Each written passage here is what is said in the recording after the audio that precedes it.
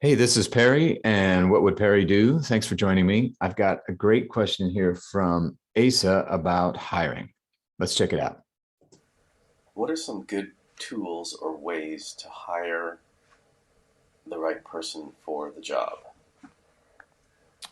Okay, good tools and ways to hire for the job. Well, there's a lot of places we could go here, but I want to start with this. I think it's critical that you start with facts before culture, and I'll tell you why. All too often, we look for the kind of person who gets it, who we're excited to work with, who really understands what we're about and what our mission and values are. And all of that is really important.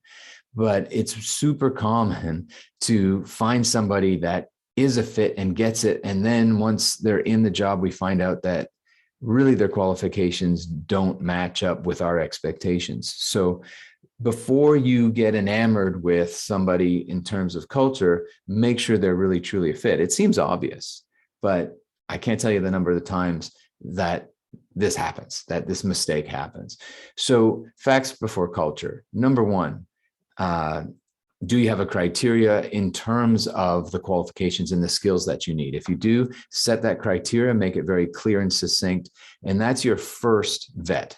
So you would probably do that at the resume CV stage when you're collecting those. If it's a job where you're going to get lots of applicants, and these aren't people who come from trusted sources, if they aren't from a trusted referrer, then start with that criteria and do that initial call. Now, personally, I don't want to get involved in that. So I'll hire that out. I'll ask somebody else to get involved, and I'll look at the list once they've already gone through that initial criteria. So we get that out of the way. So now let's say we've gotten past that and you've got a smaller number of people who meet those criteria and or come from a trusted source. Assessment is number one. Assessment in terms of how they work and how they respond. Again, not just qualifications on paper, not their skill set per se. What's most important is how do they actually work? How do they respond to things? What are they like in situ? And so there's a couple of tools that you can use for this. The one that I am a huge fan of and is used now for over 20 years is the Kolbe A Index. This is a great way to get an understanding of how people strive, how they move forward instinctively and intuitively in pretty much any environment. Now, you have to learn a bit about the process and the index and how it works, but it is well worth your while. You can look at other tools. Pymetrics has gamified skills assessment tools that are pretty cool. That said, it's really more about scale, and they tend to be for larger organizations. The Kolbe Index is about $55. You can buy one at a time. So again, criteria and then assessment of how do these people, how do these candidates actually act? How do they strive forward? What is the way that they intuitively respond to all sorts of things, not just the job at hand, but just in a general sense. So some of those tools that give you that insight can be extremely valuable, and I would start there. References. You need to call them. I can't, again, tell you how many times I hear of people who they look at the reference, but they don't make the effort. Listen, this person's going to work with you. You're going to be spending money on them.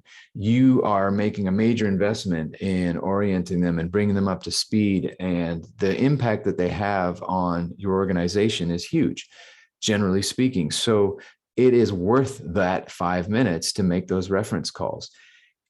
You need to make sure that those reference calls actually deliver. If you are not getting a good, transparent conversation with the person, if they're not giving you real information or they're being vague, go back to the candidate and say, listen, I need more references. Put the time into those. And then there's the interview itself.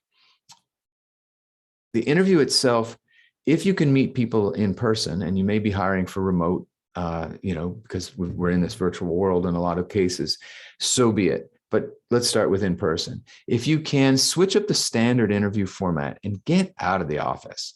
Take them for a walk, take them for a meal, take them to a place in which your product or your service exists. You can maybe tour a facility.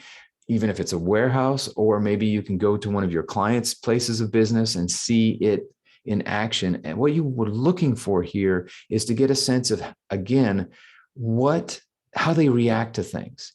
And you want to know what they think about it. So don't put all your time in asking them questions. Let's get a sense of what they want to know and what they're interested in. That takes me to the second part. The key here is to see who they are and how they react. In the interview, be creative. Flip the script and let them ask their questions first. You're going to learn a lot more about them than if they just answer your questions. So allow that to happen. And again, find out who they are. Be creative. Ask questions they're not prepared for. Don't put yourself in the position where you're asking the same questions that everybody asks in every job all over the time. Where do you want to be in 5 years? Yada, yada, yada. Really get creative about this. Ask them what their superpower is. And then after they've explained that to you, ask them why. You need to assess critical thinking. And that's what this is all about. The other consideration, and maybe the last one for now, is think about diversity. We all have an implicit bias. We like people like us. It makes us comfortable. And there is amazing benefits to work with people who have a different point of view, a different perspective, different life experience. So if they've gotten through this part of the stage, and you might even look for diversity out of the gate because you want to bring in new culture, new influence, and new ways of thinking and fresh perspective. It needs to be a key consideration, not just for quota, not just because it's the right thing to do, but because it helps you and your organization grow and change in a positive way. I hope this is helpful. Again, there's a lot of places to dig into here, but I appreciate you asking the question. If you've got a question about your life and business, hit me up. I can't wait to hear from you. You can get me on the socials, and I look forward to seeing you. I look forward to hearing from you soon. Thanks.